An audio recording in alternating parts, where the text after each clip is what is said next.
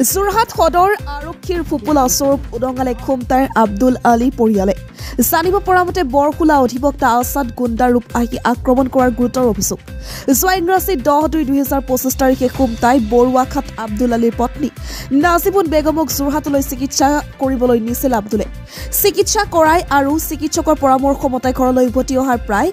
5:30 মান বজাত যোৰহাট ৰেলৱে ষ্টেচনত যোৰহাট জিলাৰ বৰখোলা বালিজান আছাদ ৰহমান নামৰ ভণ্ড লোকজনে নাজিবুন বেগমক আৰু স্বামীক গুৰুতৰভাৱে মাৰপিট কৰাৰ অভিযোগ খুমটাই বৰুৱাঘাটৰ আব্দুল আলীয়ে যোৱা ইংৰাজী 10/2/2025 তাৰিখে যোৰহাট সদৰ আৰক্ষী চকীত এজাহাৰ দিয়া যদিও আজি পৰ্যন্ত আৰক্ষীয়ে বৰখোলা বালিজানৰ ভণ্ড আছাদ ৰহমানৰ বিৰুদ্ধে ব্যৱস্থা গ্ৰহণ নকৰাত সন্দেহ যোৰহাট সদৰ আৰক্ষীৰ বিৰুদ্ধে জানিব পৰা মতে বৰখোলা আছাদ ৰহমান নামৰ তিতাবৰ নিয়ালৰ অধিবক্তা বুলি জানিব পৰা গৈছে বৰখোলাৰ অধিবক্তা আছাদ ৰহমানে যি গুণ্ডাৰ ৰূপত আহি মাৰপিট কৰা ঘটনাই লজ্জিত কৰিছে সমগ্ৰ ৰাইজক বৰখোলা বালিজানৰ অধিবক্তা আছাদ ৰহমানৰ এনে কৰ্মকাণ্ডক পৰিয়ালবৰ্গৰ লগতে গাঁওবাসী একেমুখে ধিক্কাৰ জনায় খুমটাই বৰুৱাঘাটৰ আব্দুল আলীৰ পত্নী নাজিবুন বেগমে বিচাৰিলে যোৰহাট আৰক্ষী অধীক্ষকৰ লগতে জাতীয় দল সংগঠনৰ সহায় তেনেকে কৈ থাকোতে জানিবা বিনিয়েকো ক'লে মোৰ বেপাৰ আজাৰৰ কথা আছে ময়ে লাগিলে থৈ আহিম তো আমাৰ ভাইটিয়ে নামানে মোক লৈ যাবলৈ বিচাৰিছে আপোনাৰ নিজৰ ভাইটি ডাঙৰ বা ল'ৰাটো তাৰপিছত কৈছে বোলে ময়ে লাগিলে ট্ৰিটমেণ্ট কৰিম তাৰপৰা মই বোলো নাই মই নাযাওঁ মই পাছত যাম তেতিয়া ভিনিয়েকো কৈ আছে যেনিবা তো তেতিয়া যেনিবা সিমান কণতে আৰু নাযাওঁ বুলি কৈছোঁ মানুহজনো নালাগে বুলি কৈছে তেতিয়া যেনিবা ডাঙৰ বা ল'ৰাটো তো তেতিয়া মানুহজনে মোৰ পাইপডালো ধৰি আছে আৰু মোৰ ৰিপৰ্টবিলাকো ধৰি আছে মোৰ বেগটো ধৰি আছে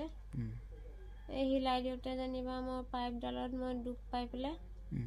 মই তাতে চিঞৰি পিনে কান্দিব ধৰিলোঁ তাৰপিছত যেনিবা মই আৰু ভিনিয়েকক সি ঘোচা মাৰি দিলে যে আঙুঠি পিন্ধি আছে কাণৰ গুৰিতে আঙুঠিৰ চিন পৰি গৈছে আৰু মানুহজন ফুলি গৈছে তেতিয়া মই নাযাওঁ বুলিকে মানুহজনৰ হাতটোতে ধৰি কম যে ল'ৰাটোতো ভাল অৱস্থাত বোৱাৰীজনীক লৈ গৈছিলে আৰু সেইফালৰ পৰা আহিছে একদম ডিঙি চিঙি লৰচৰ কৰিব পৰা নাই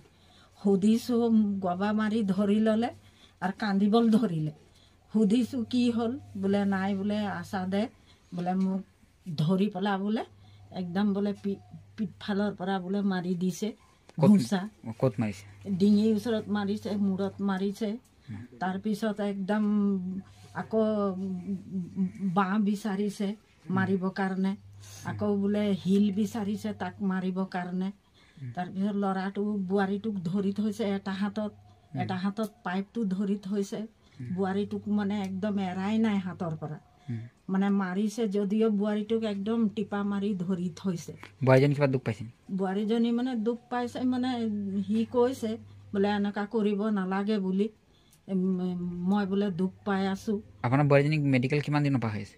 এইটো হ'ল 1 মাহৰ পৰাই মেডিকেল হৈ আছে তাৰ প্ৰথম গোলাঘাটৰ ট্ৰিটমেণ্ট চলিলে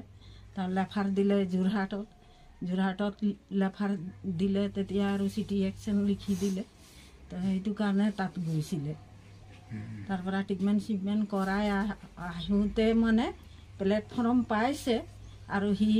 পাছফালৰ পৰা আহি আৰু গোলাঘাটৰ পৰা ইয়ালুদ্দিন হুছেইনৰ ৰিপৰ্ট NK নিউজ।